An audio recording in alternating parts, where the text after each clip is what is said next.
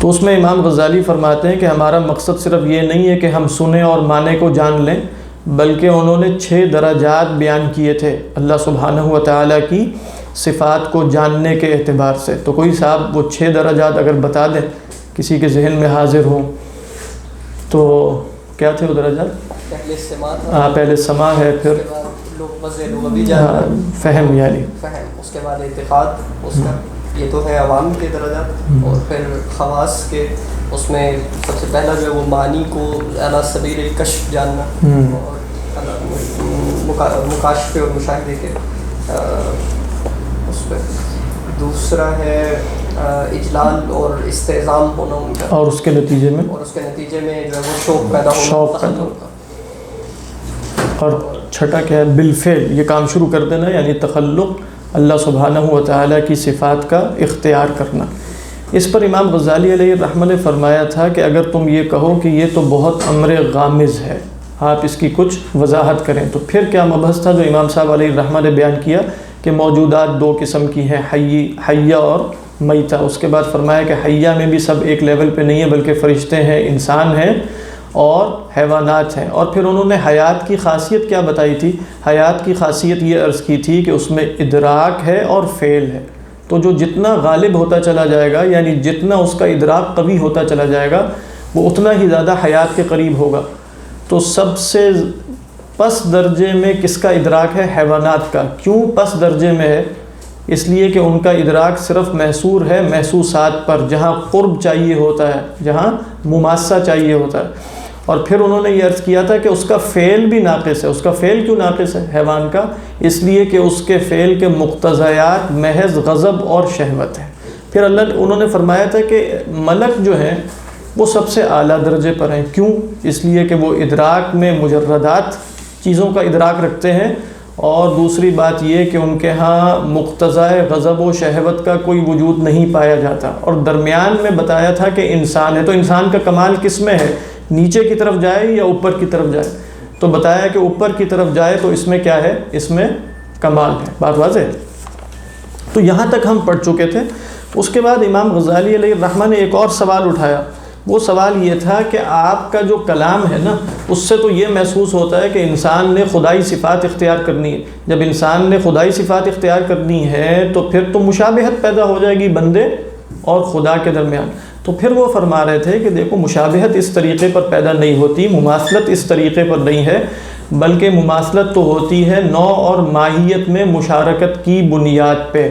جہاں تک اللہ سبحانہ و تعالیٰ کی ذات کی حقیقت ہے، کوئی بھی اللہ کے مانند نہیں ہو سکتا۔ یہاں تک ہم پڑھ چکے ہیں کہ وہ خاصیت الہیہ کیا ہے، یعنی حقیقت الہیہ کیا ہے۔ پیج نمبر 49، سیکنڈ پیراگراف میری کتاب میں۔ تو کیا فرماتے ہیں ہم یہاں سے پڑھتے ہیں، والخاصیت الالہیہ انہ الموجود الواجب الوجود بذاتہ۔ اللہ سبحانہ و تعالیٰ کی خاصیت کیا ہے، حقیقت کیا ہے؟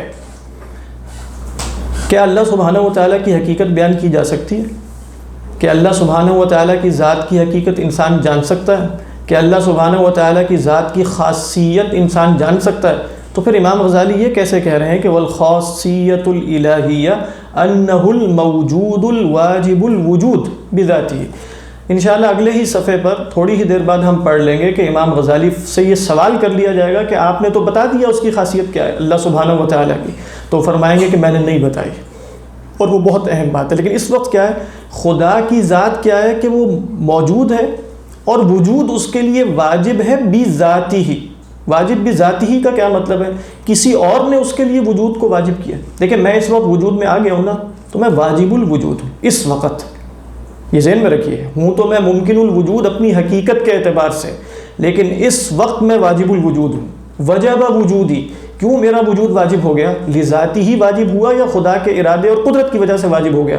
اگر خدا کے ارادے اور قدرت کا تعلق میرے وجود سے چھٹ جائے تو میں اپنی حقیقت پر واپس چلا جاؤں گا، اور میری حقیقت کیا ہے؟ عدم ہونا، کیونکہ ممکن الوجود کی حقیقت اس کا معدوم ہونا ہے، نہ کہ اس کا موجود ہونا۔ تو کیا میں واجب الوجود ہوں بذاتہ ہی؟ نہیں، بس میں ممکن الوجود ہوں بذاتہ ہی۔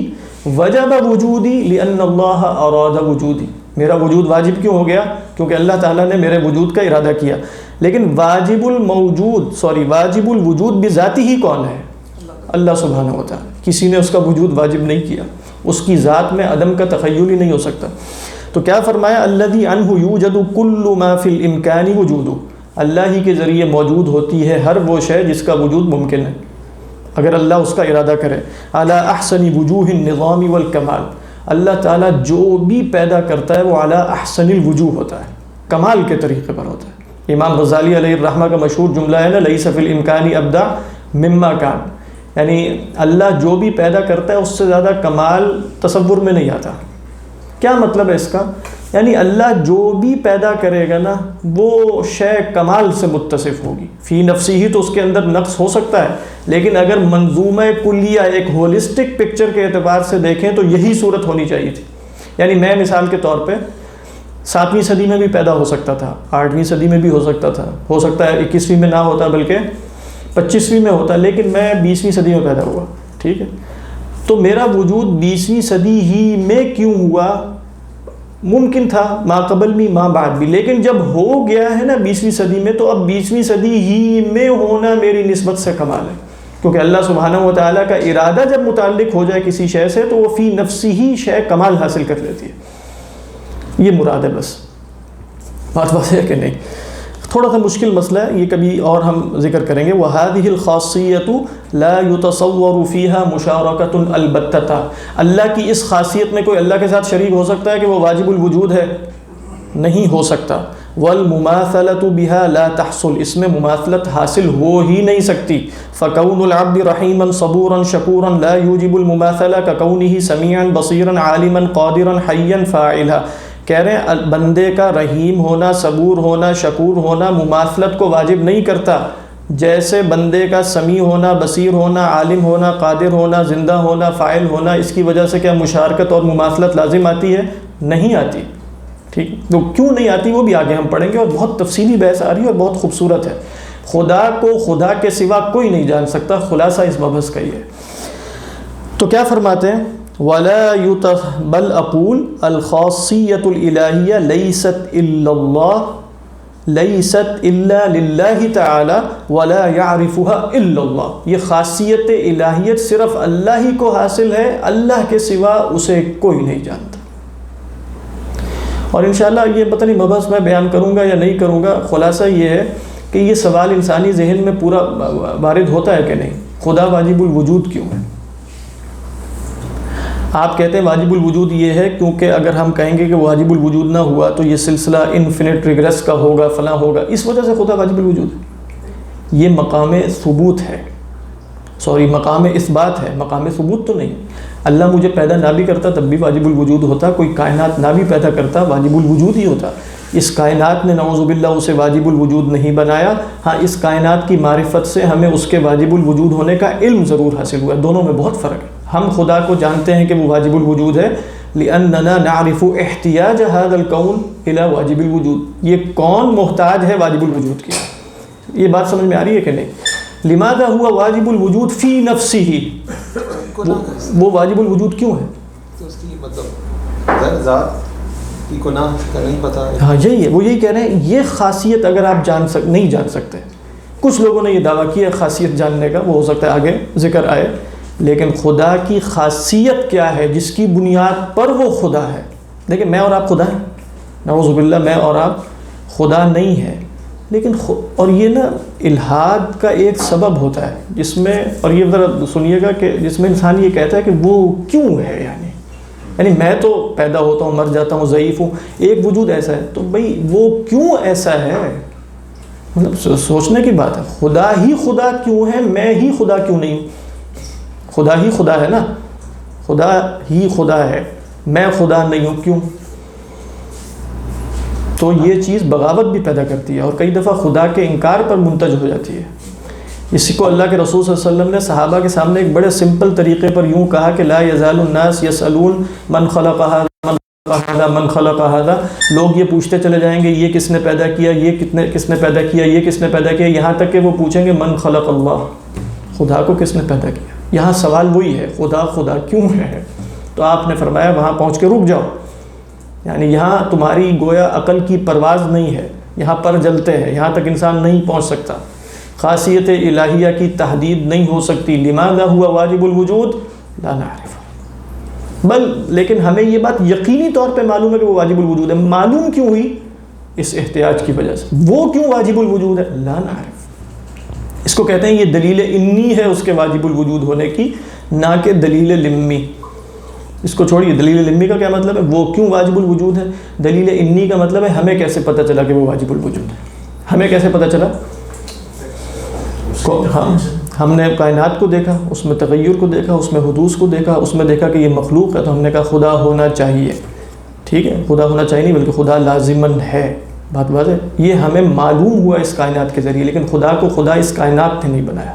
بس یوں ذہن میں رکھیے، خدا کو خدا کس نے بنایا؟ نعوذ باللہ. نہیں، کسی نے نہیں بنایا. وہ واجب الوجود. اگر وہ واجب الوجود نہ ہوتا تو یہ کیا ہوگی؟ خدا کی خاصیت اور حقیقت کا کیا ہے جس بنا پر وہ واجب الوجود ہے. مشکل کا مبحث ہے، یوٹیوب پہ بیان کرنے والا نہیں ہے. ٹھیک، لوگ کہیں گے پتہ نہیں کیا فضول سی بات ہے، خدا کس نے بنایا، وہ بلیسفیمی اور پتہ نہیں کیا کیا. لوگوں کی عقل میں اگر بات نہ آئے نا تو لوگوں کی عقلیں بہت ہی کمزور ہو چکی ہیں. تو کیا فرما رہے ہیں؟ فلا یعرفها، اس طرح کے مبحث تو عربی میں بیان کرنا تھا. فلا یعرفها غیرہ، کہاں تھے ہم؟ ولا یتصور ان یعرفها الا هو او من هو مثله. کہہ رہے خدا کو کون جان سکتا ہے؟ یا تو وہ خود جانے گا یا جو اس کے مانند ہے وہ جانے گا. تو واذا لم يكن له مثل، اگر اس کا کوئی مثل ہے ہی نہیں، فلا یعرفها غیرہ، تو اسے خدا کے سوا کوئی جان سکتا ہے؟ تو خدا کے سوا کوئی نہیں جان سکتا خدا کو.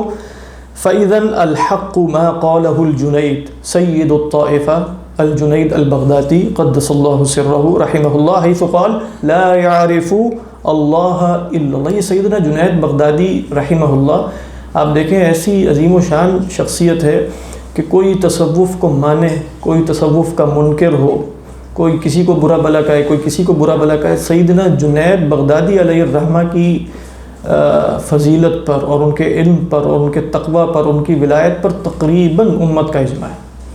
جنید بغدادی چاہے جو بھی اس منکرین تصوف بھی ہوں، وہ بھی کیا کہتے ہیں؟ تصوف حقیقی وہ تھا جس پر سید الطائفہ جنید بغدادی تھے علیہ الرحمہ. سیدنا جنید بغدادی کو بہت ہی خاص اللہ کی شخصیت ہے انشاءاللہ، جس کی بنا پر گویا ان پر ایک اجماع امت سا ہے. جنید بغدادی، ابن تیمیہ علیہ الرحمہ ہوں تو وہ آپ دیکھیں سیدنا جنید بغدادی کی شان میں رب اللسان رہتے ہیں. اسی طریقے پر عبد القادر الجیلانی ہے، ان کو غوث اعظم کہا جاتا ہے. ان کے بارے میں بھی جو منکر ہو، آج کل ہو سکتا ہے لوگ الٹی سیدھی باتیں کرتے ہوں، لیکن منکرین تصوف ہوں، مؤیدین تصوف ہوں، سب سیدنا عبد القادر جیلانی کی فضیلت اور ان کی تقوی اور ان کی کرامات سب کے قائل، سب قائل. ان کی کرامات بھی بہت سی متواتر ہیں. ابن تیمیہ علیہ الرحمہ نے کہا کہ کچھ کرامات ان کی اتنی متواتر ہیں کہ ان کا انکار ہی نہیں ہو سکتا. شیخ عبد القادر جیلانی علیہ الرحمہ. بہرحال تو جنید کیا کہتے ہیں؟ حیث قال لا يعرف اللہ الا اللہ، اللہ کو اللہ کے سوا کوئی نہیں جانتا. وَلِذَلِكَ لَمْ يُعْطِ أَجَلَّ خَلْقِهِ إِلَّا اسْمًا حَجَبَهُ بِهِ. کہتے ہیں اسی لیے اللہ تعالیٰ نے اپنی مخلوق میں سب سے افضل کو بھی اسم ہی دیا ہے جس کے ذریعے محجوب کر دیا انہیں بھی. إِلَّا حَجَبَهُ بِهِ، وہ کیسے؟ سَبِّحِ اسْمَ رَبِّكَ الْأَعْلَى، سبح ربک الاعلیٰ. نہیں کہا، یہ امام غزالی ایک اور تفسیر بیان کر رہے ہیں. پہلے تو اس پر گفتگو ہو چکی ہے نا، تو کہا کہ افضل الخلق کو کیا کہا؟ سبح اسم ربک الاعلیٰ. کیونکہ ہم خدا کی ذات کی حقیقت نہیں جان سکتے، اسماء ہی ہیں بس، اسماء و صفات. تو تسبیح کس کی ہوگی؟ تسبیح اصلاً اسم کی ہو رہی ہوتی ہے. نہیں سمجھ میں آ رہی ہے بات؟ فواللہ ما عرف اللہ غیر اللہ فی الدنیا والآخرہ، اللہ کی قسم کہ اللہ کو دنیا اور آخرت میں اللہ کے سوا کوئی نہیں جانتا. وقیل لذنون، ذنون المصری رحمہ اللہ، وہ بھی من کبار اولیاء اللہ والصوفیہ، ان سے پوچھا گیا وقد اشرف علی الموت، بالکل موت کے قریب پہنچ چکے تھے، نزع کی کیفیت تھی. ماذا تشتہی، کیا خواہش ہے تمہاری؟ کیا کہتے ہیں اس موقع پر، موت کے موقع پر؟ فقال ان اعرفہ قبل ان اموت ولو بلحظہ، کہہ رہے ہیں بس خواہش یہ ہے کہ خدا کو جان لوں مرنے سے پہلے، چاہے وہ معرفت ایک لحظے کے لیے حاصل ہو۔ وَهَذَا الْآن، اب آپ دیکھیں یہ امام غزالی خود آگے بتا رہے ہیں کہ یہ کیمرے کے آگے کرنے والی بات نہیں۔ وَهَذَا الْآن يُشَوِّشُ قُلُوبَ أَكْثَرِ الضُّعَفَاء، کہہ رہے ہیں اکثر ضعفاء جو ہے نا ان کے دلوں کو یہ شے بہت پریشان کرے گی، مشوش کرے گی، کیسی باتیں ہو رہی ہیں، خدا کو ہم تو سارا دین ہی اس پر کھڑا ہے، خدا کو جانو، خدا کو پہچانو، یہاں پتہ چل رہا ہے کہ خدا کو کوئی جان ہی نہیں سکتا، تو سمجھ نہیں آئے گی نا، بات عجیب سی لگے گی۔ تو وَيُوهِمُ عِنْدَهُمُ الْقَوْلَ بِالنَّفِي وَالتَّعْطِيلِ، اور ان کے ہاں وہم یہ پیدا ہو جاتا ہے کہ شاید خدا کی نفی کی جا رہی ہے، کیونکہ جو شے ہوتی نہیں ہے اس کو کوئی جان بھی نہیں سکتا، تو لہذا اس کے نتیجے میں خدا کو اس کی صفات سے نعوذ باللہ معطل قرار دیا جاتا ہے اور خدا کی ذات کی نفی ہو رہی ہے۔ وَذَلِكَ لِعَجْزِهِمْ عَنْ فَهْمِ هَذَا الْكَلَامِ، اور یہ وجہ اس کی یہ بنتی ہے کہ وہ اس کلام کے فہم سے عاجز ہیں۔ وَأَنَا أَقُول، اب امام غزالی فرماتے ہیں، دیکھو میں مزید سمپل کرتا ہوں اس کو۔ لو قال القائل، اگر کہنے والا کہے لا اعرف اللہ کان صادقا ولو قال اعرف اللہ کان صادقا، کہہ رہے ہیں اگر کہنے والا کہے کہ میں اللہ کو نہیں پہچانتا تب بھی سچا، کہے پہچانتا ہوں تب بھی سچا۔ اب یہ نفی اور اس بات جمع ہو سکتا ہے کہ سچ نہیں جانتا ہوں نہیں جانتا، تو گویا ایک اعتبار سے جانتا ہوں ایک اعتبار سے نہیں جانتا۔ وَمَعْلُومٌ أَنَّ النَّفْيَ وَالْإِثْبَاتِ لَا يَصْدُقَانِ مَعًا، اور یہ بات بھی معلوم ہے کہ نفی اور اس بات ایک ساتھ تو سچی نہیں ہو سکتی، صادق نہیں ہو سکتی، بل يَتَقَاسَمَانِ الصِّدْقَ وَالْكَذِبَ، بلکہ وہ تقسیم ہوگی صدق اور کذب پر۔ یعنی اگر کہا جائے گا نا انا عارف اللہ انا لا عارف اللہ، دونوں اگر ایک ہی جہت سے ہیں تو یا ایک سچی ہوگی اور دوسری جھوٹی ہوگی، بیک وقت دونوں سچی ہو سکتی ہیں؟ نہیں ہو سکتی، اس لیے کہ نفی اور اس بات کے درمیان کوئی واسطہ بھی نہیں۔ فَإِن صَدَقَ النَّفْيُ كَذَبَ الْإِثْبَاتُ، یہی ہے نا، اگر نفی سچی ہو تو اس بات جھوٹا، وبالعکس، اور اس کے برعکس بھی۔ وَلَكِنْ إِذَا اخْتُلِفَ وَجْهُ الْكَلَامِ أَوْ إِذَا اخْتَلَفَ وَجْهُ الْكَلَامِ تُصُوِّرَ الصِّدْقُ فِي الْقِسْمَيْنِ، تصور ہے آپ کیا؟ ٹھیک۔ وَهُوَ كَمَا لَوْ قَالَ الْقَائِلُ لِغَيْرِهِ هَلْ تَعْرِفُ الصِّدِّيقَ أَبَا بَكْرٍ رضي الله عنه فقال وَالصِّدِّيقُ مِمَّنْ يُجْهَلُ وَلَا يُعْرَفُ، کہہ رہے ہیں کہ دیکھو اگر جہاد بدل جائے نا تو دونوں کا احتمال ہو سکتا ہے، دونوں ہی قسموں میں صدق بھی ہو سکتا ہے، یعنی انا عارف اللہ میں بھی صدق ہے اور انا لا عارف اللہ میں بھی صدق ہے۔ وہ ایسے ہی ہے جیسے کوئی شخص کہے دوسرے سے کہ کیا تم صدیق کو جانتے ہو، سیدنا صدیق اکبر رضی اللہ تعالیٰ عنہ، تو وہ جواب میں کہے کہ صدیق کوئی ایسے ہیں کہ جن کو نہ جانا جائے اور پہچانا نہ جائے، وہ تو سبھی جانتے ہیں صدیق کون ہے، ابو بکر صدیق کون ہے، کوئی ایسا ہے کہ جو نہ جانتا، بچہ جانتا ہے ابو بکر صدیق کون۔ تو او یتصور فی العالم من لا یعرف، یا جو وہ جواب میں کہے کہ بھئی کسی ایسے شخص کا عالم میں تصور ہو سکتا ہے جو صدیق کو نہ جانتا ہو۔ ومع ظہورہ واشتہارہ وانتشار اسمہ، حالانکہ کتنا ان کا نام ظاہر ہے، اسم پھیلا ہوا ہے، کتنی شہرت حاصل ہے صدیق کو، تو کون ہوگا جو صدیق کو نہ جانے۔ فَهَلْ عَلَى الْمَنَابِرِ إِلَّا حَدِيثُهُ وَهَلْ فِي الْمَسَاجِدِ إِلَّا ذِكْرُهُ وَهَلْ عَلَى الْأَلْسِنَةِ إِلَّا ثَنَاؤُهُ وَوَصْفُهُ، تو وہ کہے گا کہ بھئی منابر پر حضرت ابو بکر صدیقی کا تو ذکر ہوتا ہے، مساجد میں بھی انہی کا ذکر ہے، زبانوں پر انہی کی ثنا اور وصف ہے، تو کیسے کوئی کہے کہ صدیق کو میں نہ جانوں۔ لَكَانَ هَذَا الْقَائِلُ صَادِقًا، تو اگر وہ یہ شخص کہے کہ کیوں نہیں میں جانتا، سب جانتے ہیں، سچا ہوگا، سچ ہی کہہ رہا ہے۔ وَلَوْ قِيلَ لِآخَرَ هَلْ تَعْرِفُ، اگر دوسرے سے پوچھا جائے کہ آپ جانتے ہیں صدیق کو، تو وہ کیا کہے، فَقَالَ وَمَنْ أَنَا حَتَّى أَعْرِفَ الصِّدِّيقَ، میں کون کہ صدیق کو جانوں، میری کیا مجال کہ میں صدیق کو پہچانوں۔ ہیہات لا يعرف الصدیق سوى الصدیق، ہیہات، میرے جیسا بندہ بعید از قیاس ہے کہ صدیق کو جانے، صدیق کو تو صدیق کے سوا کون جانے۔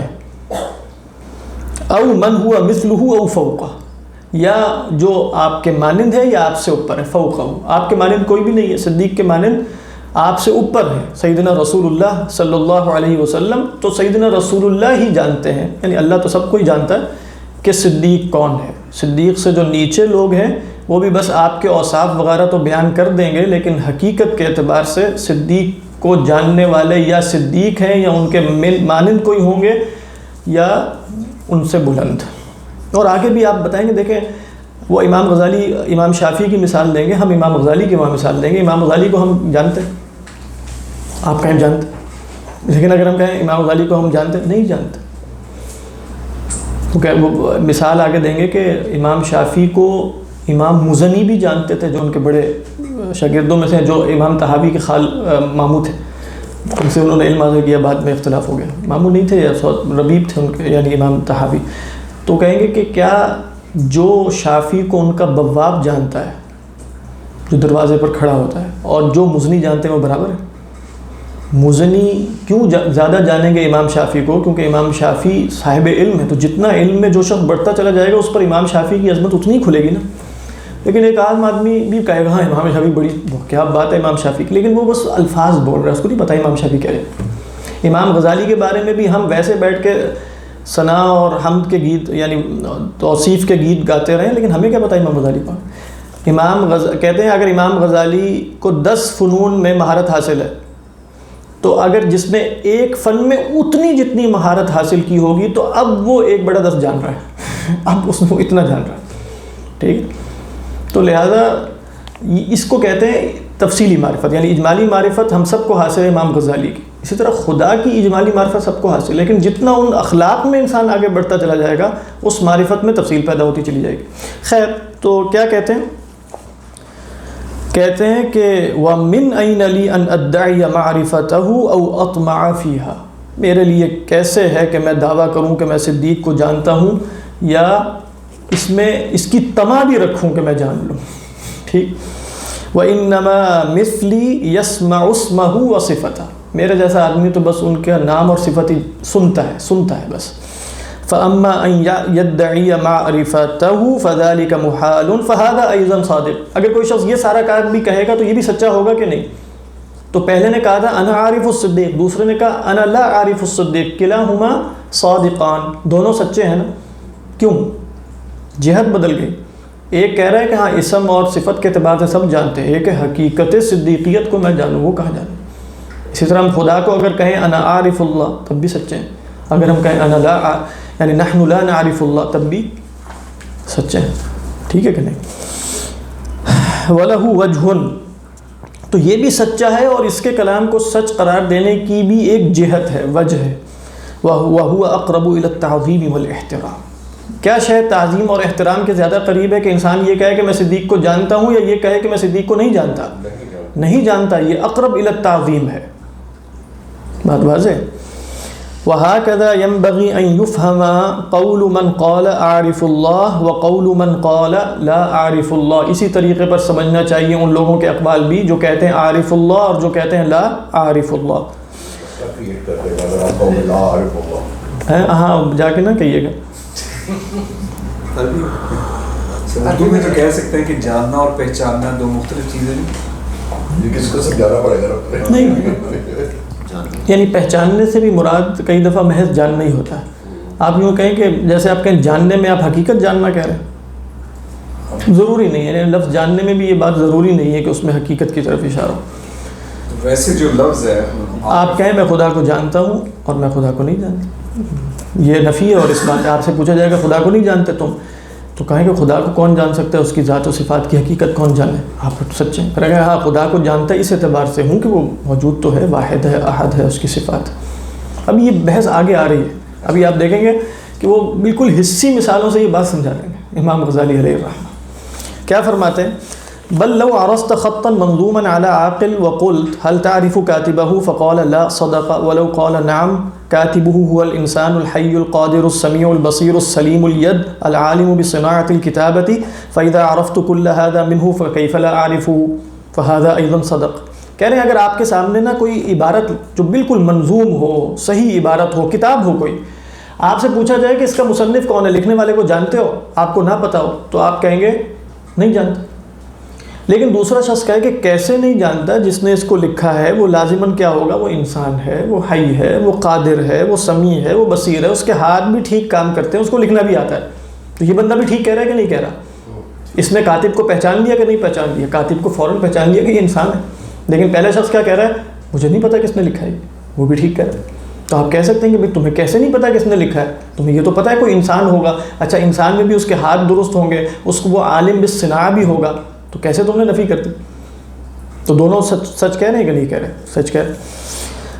تو فَإِذَا عَرَفْتُ كُلَّ هَذَا مِنْهُ فَكَيْفَ لَا أَعْرِفُ، اگر یہ سب کچھ میں نے جان لیا تو کیسے میں اسے نہ پہچانوں؟ یہ بھی صحیح ہے. فَهَذَا أَيْضًا صَدَقَ وَلَكِنَّ الْأَحَقَّ وَالْأَصْدَقَ قَوْلُهُ لَا أَعْرِف. زیادہ احق اور اصدق کیا ہے؟ لا أعرف. کس نے لکھا ہے؟ مجھے نہیں پتا. ٹھیک. فَإِنَّهُ بِالْحَقِيقَةِ مَا عَرَفَهُ، وہ تو کہہ رہے ہیں حقیقتاً اس نے نہیں پہچانا اس کو، بلکہ پہچانا کیا ہے؟ دیکھیں اب یہ وہ بات آ گئی جو مقام ثبوت اور اثبات والی. وَإِنَّمَا عَرَفَ احْتِيَاجَ الْخَطِّ الْمَنظُومِ إِلَى كَاتِبٍ حَيٍّ. اس سے صرف یہ پتہ چلا ہے کہ بھئی وائٹ بورڈ پہ اگر کوئی کلام منظوم لکھا ہوا ہے تو یہ محتاج ہے کہ اس کا کوئی لکھنے والا ہو، بس. اور جب اس نے کہا کہ محتاج ہو لکھنے والا تو خود بخود صفات کچھ ذہن میں آ رہی ہے کہ اس کو لکھنا بھی آتا ہوگا، کم از کم ارادے سے اس نے لکھا ہوگا، کچھ صفات ذہن میں آ جائیں گی. ایسا ہی ہے نا، کیونکہ ہو سکتا ہے کہ یہ کلام 3 لائنوں کی بجائے 4 لائنوں پر ہوتا. 3 پر ہی کس نے اس کو محدود کیا؟ اس میں حروف اتنے ہی کیوں ہیں؟ اس میں معنی صرف اتنا ہی کیوں ہے؟ زائد کیوں نہیں؟ بہت سی صفات آپ کو پتہ چلنا شروع ہو جائیں گی. لیکن اصلاً آپ کو کیا پتہ چلا ہے کہ یہ کلام محتاج ہے اپنے وجود میں کسی کاتب کا. اسی طرح کائنات کو دیکھ کر کیا معلوم ہوتا ہے کہ یہ کائنات اپنے وجود میں محتاج ہے کسی خالق کی. بات واضح ہے کہ نہیں؟ اچھا. وَإِنَّمَا عَرَفَ احْتِيَاجَ الْخَطِّ الْمَنظُومِ إِلَى كَاتِبٍ حَيٍّ عَالِمٍ قَادِرٍ سَمِيعٍ بَصِيرٍ سَلِيمِ الْيَدِّ عَالِمٍ بِصِنَاعَةِ الْكِتَابَةِ وَلَمْ يَعْرِفِ الْكَاتِبَ نَفْسَهُ. بس اسے یہ پتہ چلا ہے کہ اس خط کو حاجت ہے ان صفات کی کہ حامل کسی شخص کی، لیکن وہ صاحب کون ہے اس کا نہیں پتہ چلا اسے. فَكَذَلِكَ الْخَلْقُ كُلُّهُمْ لَمْ يَعْرِفُوا. یہ بہت اہم بات ہے. امام غزالی یہاں تخصیص نہیں کر رہے کہ کچھ خلق کو پتہ چل جاتا ہے. فَكَذَلِكَ الْخَلْقُ كُلُّهُمْ، خلق كلهم لم يعرفوا إلا احتياج هذا العالم المنظوم المحكم إلى صانع مدبر حي عالم قادر. اب یہ امام غزالی بالکل آخری زمانے کی کتابوں میں بھی منہج پھر وہی متکلمین کا بیان کر رہے ہیں اور صوفیہ کے منہج کے ساتھ جیسے بالکل ممزوج ہے. کہہ رہے ہیں تمام مخلوق کو خدا کے بارے میں کیا معلوم ہو سکتا ہے؟ زیادہ سے زیادہ کیا معلوم ہو سکتا ہے؟ وہ کیا ہو سکتا ہے کہ یہ کائنات جو ہے، جو ایک منظوم محکم کائنات ایک صانع کی محتاج ہے، پیدا کرنے والے کی محتاج ہے، اور وہ صفات کا حامل ہوگا. وہ حی بھی ہوگا، مدبر بھی ہے، عالم بھی ہے، قادر بھی ہے. ٹھیک، بات واضح ہو رہی ہے کہ نہیں؟ ہے بہت اہم بات ہے، کیونکہ یہی آگے ایک اور بات بھی اسی کے ضمن میں آ جائے گی. وَهَذِهِ الْمَعْرِفَةُ لَهَا طَرَفَانِ. کہہ رہے اس معرفت کی نا دو جہتیں ہیں یا 2 طرف ہیں، 2 کنارے ہیں. وہ کیا ہیں؟ احدہما یتعلق بالعالم، ایک ہے عالم سے متعلق. یعنی معرفت کے 2 کنارے ہوئے نا. کیا 2 کنارے ہوئے؟ ابھی ہم نے دیکھا تھا کہ بھئی ایک کنارہ یہ لکھی ہوئی چیز ہوگی، یہ جان لیا. تو اس لکھی ہوئی چیز سے کیا پہچان لیا؟ اس کے لکھنے والے کی کچھ صفات کو. یہ 2 کنارے ہو گئے، 2 طرفیں ہو گئیں معرفت کی. اچھا، تو احدہما یتعلق بالعالم، ایک طرف متعلق ہے اس کائنات سے. اور کیا اس کا معلوم کیا ہے؟ یعنی اس علم کا معلوم کیا ہوا پھر؟ وَمَعْلُومُهُ احْتِيَاجُهُ إِلَى مُدَبِّرٍ. ہمیں معلوم یہ ہوا اس کائنات کو دیکھ کر کہ یہ واجب الوجود نہیں ہے، بلکہ کیا ہے؟ ممکن الوجود ہے. تو ممکن الوجود ہے تو اس کا کوئی مدبر و خالق ہونا چاہیے. یہ معرفت ہمیں کہاں سے حاصل ہوئی ہے؟ ایک طرف کیا ہے؟ کائنات، کون. اچھا، والآخر یتعلق باللہ عز وجل. اور معرفت کا جو دوسرا طرف ہے، دوسرا کنارہ ہے، وہ اللہ عز وجل سے متعلق ہے. وہاں معلوم کیا ہے؟ ومعلومہ اسامی مشتقہ من صفات غیر داخلۃ فی حقیقت الذات وماہیتہا. کہہ رہے ہیں وہاں ہمارا معلوم اللہ کے وہ اسامی ہیں، اسماء ہیں جو مشتق ہیں ان صفات سے. یعنی وہ تمام ہم پڑھ چکے ہیں نا ڈاکٹر صاحب کہ اللہ کے جو اسماء ہیں اس کے اندر ذات مبہم رہتی ہے کہ نہیں رہتی ہے، اور صرف کس کی طرف اشارہ ہوتا ہے؟ ذات کی طرف، صفات کی طرف. اور یہ صفات غیر داخلۃ فی حقیقت الذات و ماہیتہا، یہ صفات حقیقت و ماہیت ذات میں داخل نہیں ہیں. تو ہمیں خدا کے بارے میں کیا پتہ چلتا ہے؟ کہ وہ کیا ہے؟ عالم ہے، قادر ہے. لیکن کیا ذات کا پتہ چل گیا؟ کیونکہ ذات تو ان اسماء مشتقات میں مبہم ہی رہے گی. اچھا، پھر سوال یہ پیدا ہوتا ہے جس کا جواب آگے امام غزالی خود دیں گے کہ اچھا صفات کا پتہ چل گیا ہے، تو وہاں وہ کیا بتائیں گے کہ صفات میں بھی صرف اسماء کا پتہ چلا ہے، حقیقت صفات کا بھی کوئی خبر ہی نہیں ہے. کیونکہ میں ان صفات کو اپنی صفات پر قیاس کروں گا ان دی اینڈ. کہ میں بھی قادر ہوں، میں بھی عالم ہوں، تو میں قدرت کو کیسے سمجھوں گا؟ کیونکہ میں بھی قدیر ہوں، لیکن کیا خدا کی قدرت میری قدرت کے مانند ہے؟ تو ان دی اینڈ خدا کی ذات نہ صفات کسی کو بھی ہم نہیں جانتے، پھر کس کو جانتے ہیں؟ اسماء کو. بات واضح ہے کہ اور نسب کو، کہ یہ کائنات محتاج ہے خدا کی. تو کہتے ہیں وَمَعْلُومُهُ أَسَامِي مُشْتَقَّةٌ مِنْ صِفَاتٍ غَيْرِ دَاخِلَةٍ فِي حَقِيقَةِ الذَّاتِ وَمَاهِيَّتِهَا فَإِنَّا قَدْ بَيَّنَّا أَنَّهُ إِذَا أَشَارَ الْمُشِيرُ إِلَى شَيْءٍ وَقَالَ مَا هُوَ لَمْ يَكُنْ ذِكْرُ الْأَسْمَاءِ الْمُشْتَقَّةِ جَوَابًا أَصْلًا. پہلے ہی ہم بتا چکے نہیں ہیں کہ جب آپ کسی شے کی طرف اشارہ کر کے پوچھیں ما ہوا وہ کیا ہے، اس کے جواب میں اگر اس میں مشتق بیان کر دیا جائے تو وہ جواب ہوتا ہے؟ کوئی جواب ہوتا نہیں ہوتا. اگر میں کہوں ما اللہ، ٹھیک ہے، ما ہی حقیقت اللہ، کہوں عالم، جواب تو کوئی نہیں. ما ہی حقیقت اللہ عالم. اچھا اگر کہیں ما ہی حقیقت اللہ واجب الوجود، یہاں اشکال ہو سکتا ہے کہ حقیقت کا جواب دیا، اس کو امام غزالی اگلے پیراگراف میں بیان کریں گے. دیکھیے تمام جو اشکالات ذہن میں آ سکتے ہیں نا وہ بھی بیان کر دیتے ہیں کہ آپ نے کہا چلو عالم سمیع بصیر اس میں تو نہیں، لیکن اگر آپ کہیں ہوا واجب الوجود یہ تو اس کی حقیقت ہو سکتی ہے کہ قال فرعون وما رب العالمین، انہوں نے جواب دیا رب السماوات، وہاں بھی صفات سے جواب دے دیا. وہاں مفسرین کی دو آرائیں، ایک رائے یہ ہے کہ قال فرعون وما رب العالمین میں ہوا کان سائلا عن حقیقت اللہ، اور دوسرا جو زیادہ قوی مفسرین کی رائے ہے کہ وہ استہزائیہ کہہ رہا تھا. قال پھر یہ وہ کہ اس نے کہا نا کہ میں رب تو میں ہوں، پھر رب تو کوئی اور ہے، کہتے ہیں قال وما رب العالمین، یہ کون ہے؟ استہزائیہ انداز میں بھی من کی جگہ ماں آ جاتا ہے. ٹھیک، امام غزالی کا انہوں نے مشکات الواسع، ہاں اس میں انہوں نے یہ بیان کیا، وہ کیا بیان کیا کہ وہ حقیقت کے بارے میں، ہاں لم یجب اللہ بتعریفہ، ہاں بالکل. لیکن اس میں ایک اشکال ہے وہ بھی ہم آگے آ رہے ہیں، اس میں نہیں، مطلب وہ جو امام غزالی خود بیان کرنے لگے. تو یہ بات واضح ہوگی فلو اشار الی شخص حیوان فقال ما ہوا، اگر کسی شخص حیوان کے بارے میں سوال کیا جائے کہ یہ کیا چیز ہے تو فقیل طویل او ابیض او قصیر، او اشار الی ماء فقال ما هو فقیل بانه بارد، او اشار الی نار وقال ما هو فقیل حار، فكل ذلك ليس بجواب عن الماهیۃ البتۃ. تو کہہ رہے ہیں یہ جملہ سب کو سمجھ میں آ گیا کہ اگر کسی حیوان کی طرف اشارہ کر کے کہا جائے یہ کیا شے ہے اور جواب یہ ملے کہ یہ تو لمبا ہے، یہ سفید ہے، یہ چھوٹا، یہ کوئی جواب ہوگا؟ یہ اسماء مشتقات ہے نا، یہ تو اس کی صفات ہے. وہ شے کیا ہے؟ سوال تو شے کے بارے میں کیا گیا تھا. اسی طرح اگر کوئی پانی کے بارے میں پوچھے اور کہہ دیا جائے یہ کیا ہے تو جواب ملے ٹھنڈا ہے، گرم ہے، یہ جواب ہے. اسی طرح اگر آگ کے بارے میں سوال کیا جائے اور جواب ملے کہ یہ گرم ہے، یہ آگ کی حقیقت کے بارے میں جواب ہے یا آگ کی صفت کا بیان. ایسا ہی ہے نا. تو بتانا یہ چاہ رہے ہیں کہ جب ہم اللہ تعالیٰ کے اسماء حسنہ بیان کرتے ہیں تو اسماء حسنہ کیا اسماء مشتقات نہیں ہیں؟ اسماء مشتقات ہیں. تو ان کو جاننے کے نتیجے میں کیا لازم آتا ہے کہ ہم نے حقیقت ذات کو جان لیا؟ نہیں لازم آتا. بس یہ بات وہ یہاں بیان کرنا چاہ رہے ہیں. تو کہہ رہے ہیں کہ والمعرفۃ بالشیء ہی معرفۃ حقیقتہ وماہیتہ لا معرفۃ الاسامی المشتقہ. کہہ رہے ہیں کسی شے کو جاننا اس کی حقیقت و ماہیت کو جاننا ہوتا ہے، نہ کہ اسامی مشتقہ کو جاننا. فإن قولنا حار، ہمارا یہ کہنا کہ شے گرم ہے، معناہ شیء مبہم لہ وصف الحرارۃ، اس کا مطلب یہ کہ ایک مبہم شے ہے جس کے اندر وصف حرارہ پایا جاتا ہے، حرارت کی صفت پائی جاتی ہے. وکذالک قولنا قادر وعالم معناہ شیء مبہم لہ وصف العلم والقدرت. اسی طرح جب ہم کہتے ہیں کہ اللہ سبحانہ و تعالی کیا ہے؟ عالم ہے اور قادر ہے، تو اس کا معنی یہ ہے کہ ایک مبہم ذات ہے جس میں علم و قدرت کی صفت ہے، وصف ہے. اب یہاں وہ اشکال آ رہا ہے.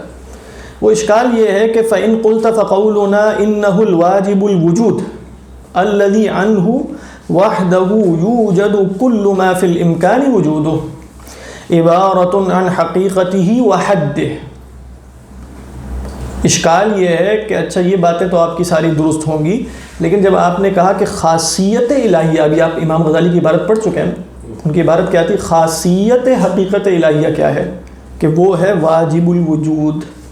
تو جب آپ نے کہہ دیا کہ خاصیت واجب الوجود، اب تو آپ نے جان لیا نا اس کی حقیقت کو. بات واضح؟ تو اب آپ بتائیے وقد عرفنا هذا، ہمیں یہ پتہ چل گیا اچھا خدا کی حقیقت کیا ہے. فاقول ہیہات، کہاں پتہ چلا؟ ہیہات، ہیہات ہیہات اصل میں اس میں فعل ہے، ہیہات کہتے ہیں بعودہ، ہیہات فعل ماضی بمعنی بعودہ استعمال ہوتا ہے، قرآن مجید میں بھی آیا نا، ان سے کہا جاتا ہے کہ دوبارہ اٹھائے جاؤ گے مرنے کے بعد، تو کہتے ہیں ہیہات ہیہات لما توعدون، کیسے ہو سکتا ہے، بعید از قیاس بات ہے۔ تو امام غزالی بھی کہہ رہے ہیں ہیہات بعودہ بعودہ یعنی فقولنا واجب الوجود، بہت خوبصورت بات ہے، کہہ رہے ہیں ہمارا یہ کہنا کہ وہ واجب الوجود ہے، عبارت عن استغنائه عن العلت والفاعل، اس کا مطلب کیا ہے واجب الوجود کا؟ یہ عبارت ہے کہ اللہ تعالیٰ اپنے وجود میں علت اور فاعل سے مستغنی ہے، یہی وجود، یہ مفہوم سلبی ہے یا اس بات ہے؟ غنا کا اس بات فقر کے قسم، ہاں یعنی اصل میں تو نفی ہے، جب آپ کہتے ہیں واجب الوجود تو اس کا مطلب ہے لا يحتاج في وجوده الى سبب او فاعل، أليس كذلك؟ وهذا وصف سلبي لأننا نفينا عنه السبب والعلة. هل الوصف السلبي يحدد حقیقت الشيء؟ یعنی کیا وصف سلبی کے نتیجے میں شے کی حقیقت کا تعین ہوتا ہے؟ یعنی اگر آپ مثال کے طور پہ اس پانی کے بارے میں کہنا شروع کر دیں یہ بھی نہیں ہے، یہ بھی نہیں ہے، یہ بھی نہیں ہے، ہزار صفات بھی بولتے چلے جائیں، تو کیا اس کے بعد تعین ہو جائے گا کہ یہ شے کیا ہے؟ نہیں تعین ہوگا۔ تو کیا دیکھیں، غور سے ذرا سنیں، فقولنا واجب الوجود عبارت عن استغنائه عن العلت والفاعل وهذا يرجع الى ايش؟ الى سلب السبب عنه، وقولنا يوجد عنه كل موجود يرجع الى اضافة الافعال اليه۔ سمجھ میں آ رہی ہے؟ اس تعریف کو کھول رہے ہیں نا، وَإِذَا قِيلَ لَنَا مَا هَذَا الشَّيْء وَقُلْنَا هُوَ الْفَاعِلُ لَمْ يَكُنْ جَوَابًا، ایسا ہی ہے نا۔ اور اگر وَإِذَا قُلْنَا هُوَ الَّذِي لَهُ عِلَّةٌ، اگر ہم کہیں یہ شے کیا ہے، کہیں یہ وہ شے ہے جس کی علت ہوتی ہے، لم یکن لہو جواباً، کجا یہ کہ ہم کہیں کہ یہ وہ شے ہے جس کی علت نہیں ہوتی ہے، تو یہ تو بالعلا جواب نہ ہوا۔ سمجھ میں آ رہی ہے کہ نہیں؟ یعنی کہہ رہے ہیں کسی شے کے بارے میں پوچھا جائے کہ وہ شے کیا ہے، تو جواب دیا جائے کہ وہ فاعل ہے، یہ اس کی حقیقت کا بیان ہے۔ تو جو دوسرا جز تھا نا اس تعریف کا الذی یوجد عنہ کل موجود، وہ تو فعل کی طرف اشارہ ہے، اور جو پہلا جز تھا اس کا کیا مطلب تھا؟ لیس لہ الا، تو کہتے ہیں اگر کسی شے کی حقیقت کے بارے میں پوچھا جائے اور کہا جائے یہ کیا ہے، آپ کہیں اس کی علت ہے، یہ بھی اس کی حقیقت کا بیان نہیں۔ کجا یہ کہ ہم کہیں کہ اس کی کوئی علت نہیں ہوتی، یہ بھی حقیقت کا بیان نہیں ہے، تو وصف ہے، یہ تو سلب ہے، یہ تو سلب السبب ہے۔ لیکن اس بات غنا کا اس بات نہیں ہے، یعنی اس بات بھی تو ہے نا کہ غنی ہے، غنی۔ اصل میں جو ہے نا، جو ہم پڑھتے ہیں کہ اللہ تعالیٰ قائم بالذات ہے، اللہ تعالیٰ قائم بالذات ہے، علماء کلام اس کو اوصاف سلبیہ میں سے، صفات سلبیہ خمسہ میں سے شمار کرتے ہیں، یعنی یہ شے بھی کہ اللہ تعالیٰ مستغنی ہے، اس کے اندر بھی نفی ہے اصل میں، لا يحتاج الى احد، یعنی جب آپ کہتے ہیں نا ہوا مستغنن، ایش معنی المستغنی؟ کسی کی اختیار نفی، یعنی ان دی اینڈ آپ دیکھیں کہ استغنا میں بھی اس بات نہیں ہے، نفی ہے، ہوا لا، اسی لیے صفت، یہ صفت استغنا صفت سلبی ہے، یعنی اللہ سبحانہ وتعالی صمد، اللہ غنی، اللہ مستغن بحیث لا يحتاج الى شیء، لا الى علت ولا الى سبب ولا الى من یوجده، الیس كذلك؟ فحینما نصف اللہ سبحانہ وتعالی بانه واجب الوجود فهل نحدد حقیقته او ماہیته او حقیقت ذاته؟ لا نحدد ای شیء منها بل نصف اللہ سبحانہ وتعالی بوصف سلبی، الیس كذلك؟ هذا هو۔ ولكن بعد ذلك جاء من أراد أن يحدد حقيقة وجود الله سبحانه وتعالى، أو بعبارة أخرى حاول أن يحدد سبب كون الله سبحانه وتعالى واجب الوجود، فكيف حددوا هذا الشيء؟ حددوا هذا الشيء بأنه وجود، أليس كذلك؟ من قال بأنه وجود سواء أكان قوله يدل على وجود خاص أو على وجود مطلق، كلاهما يحددان حقيقة الله سبحانه وتعالى، لأنهم إيش يقولون؟ لماذا الله واجب الوجود؟ السؤال الذي طرح الفلاسفة على أنفسهم بأنهم أرادوا أن يحددوا سبب وجوب وجود الله سبحانه وتعالى، لماذا الله سبحانه وتعالى واجب الوجود؟ لماذا الذات الإلهية لا تحتاج إلى سبب؟ فنحن المتكلمون مثلا، نحن لسنا من المتكلمين، يعني نحن أي المتكلمين يقولون بأننا لا نعرف هذا الشيء، نحن نعرف فقط مقام الثبوت، مقام الإثبات وليس مقام الثبوت، أي نحن نعرف أن الله سبحانه وتعالى واجب الوجود لا يحتاج إلى شيء في وجوده، ولكن لماذا هو واجب الوجود؟ ما هي خاصية الإلهية التي جعلته واجب الوجود؟ فنحن لا نعرفه. أما الفلاسفة فإنهم حاولوا أن يصلوا إلى دليل لمي لوجوب الوجود، دليل ليس إنيا بل دليلا لميا للوصول إلى وجوب وجوده. فإيش قالوا؟ ماذا قالوا؟ قالوا إنه واجب الوجود لأن الوجود حقيقة ذاته. هو الوجود، هو إيش؟ الوجود، والوجود لا ينفك حتى في الذهن عن الوجود، أليس كذلك؟ فهل نستطيع أن نسلب الوجود عن الوجود؟ هل نستطيع هذا؟ لا نستطيع هذا، أليس كذلك؟ لا نستطيع أن نسلب الوجود عن الوجود حتى في الذهن. يعني لما نتصور الوجود في الذهن فهذا لفظ الوجود يجبرنا على أن نحدد للوجود وجودا، أليس كذلك؟ لماذا هو واجب الوجود إذن؟ لأنه الوجود، لأنه الوجود. أما المتكلمون فكانوا يقولون بأن الوجود صفة إضافية على ذات الله سبحانه وتعالى. أما الفلاسفة فإنهم لا يقولون الوجود صفة زائدة على الذات الإلهية، بل يقولون هو الوجود نفسه. هذا معني بقول الوجودية؟ لا، هو الوجودية يعني أهل وحدة الوجود هم يفترقون مع الفلاسفة. أنا سأذكر ماذا يقولون. يعني هم يقولون نحن نحدد حقيقة الله الخاصية الإلهية بأنها وجود، ولذلك لا يحتاج الوجود إلى وجود، أليس كذلك؟ فالله سبحانه وتعالى ليست له ماهية غير الوجود، أليس كذلك؟ وبهذه الطريقة وصلوا إلى ماذا؟ وصلوا إلى دليل لمي لإثبات واجب الوجود. ولكن لما سئلوا مثلا بأنكم بهذه الطريقة حددتم ماهية الله سبحانه وتعالى وحقيقة ذاته، فهم يجيبون بأننا لا نعرف حقيقة هذا الوجود، هو وجود خاص ولا نعرف حقيقة الوجود. ولكن المتكلمين ردوا عليهم بأن قولكم هذا نحن لا نعرف حقيقة الوجود لا ينفعكم في هذه المسألة. ليش؟ لأنكم حددتم هذه الحقيقة وإن كانت الحقيقة مخفية. مثلا نحن نعرف أننا إنسان، أليس كذلك؟ وما هي حقيقة الإنسان؟ النفس الناطقة. فنحن حددنا حقيقة الإنسان بأنه النفس الناطقة، ولكن هل نعرف حقيقة هذه النفس الناطقة؟ لا يضرنا، ولكننا عرفنا بأن الإنسان إنسان بسبب ماذا؟ بسبب النفس الناطقة. وكذلك إذا قلتم بأن الله واجب الوجود بسبب الوجود الذي ليس هو زائدا بل هو حقيقة ذاته، فقد حددتم الحقيقة وإن كانت هذه الحقيقة مخفية. ليست الحقيقة في ذاتها مخفية، بل الحقيقة في كونها حقيقة مخفية عليكم، أليس كذلك؟ فيعني مسلك الفلاسفة في هذا يعني مسلك خطير في نهاية الأمر، لأنه يحدد حقيقة الوجود أو حقيقة واجب الوجود.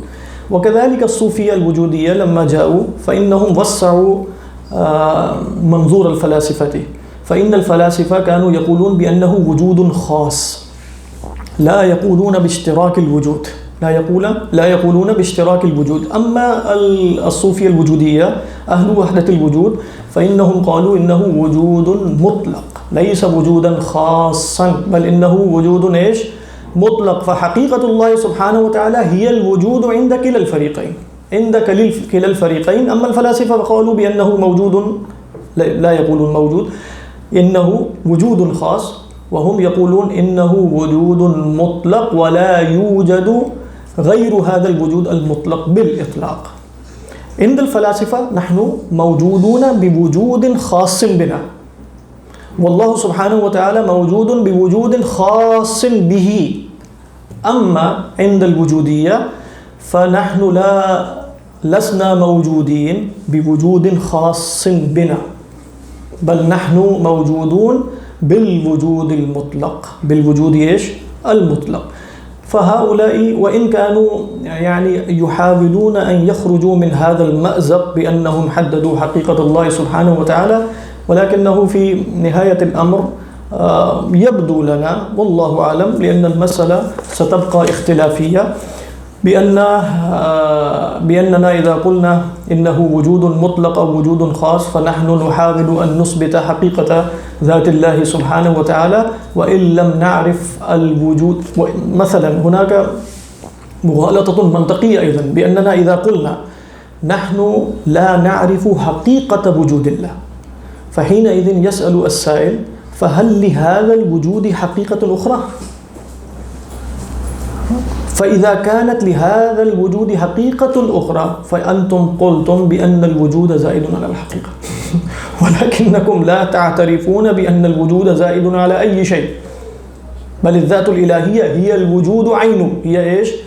الوجود عينه. تو بہرحال یہ مسئلہ امام غزالی علیہ الرحمہ جو ہے نا وہ بظاہر محسوس ہو رہا ہے کہ ان لوگوں کے ساتھ نہیں ہے، کیونکہ امام غزالی علیہ الرحمہ کی کچھ عبارتیں بالکل جیسے وحدت الوجود کی طرف اشارہ بھی کرتی نظر آتی ہیں، لیکن جو ان کی صریح عبارت ہے جیسے اب یہ والی عبارت ہے، وہ بتانا یہ چاہ رہے ہیں کہ ہم حقیقت کا تعین یہاں نہیں کر رہے ہیں، بلکہ واجب الوجود کہنے میں سلب ہی ہے بس، اور پیچھے بھی بتا چکے ہیں کہ خلق سب کی معرفت بس یہیں تک ہے، اگرچہ اس معرفت میں تفصیلات بہت زیادہ ہو سکتی ہیں، ٹھیک ہے، لیکن ہوگا کیا ان دی اینڈ؟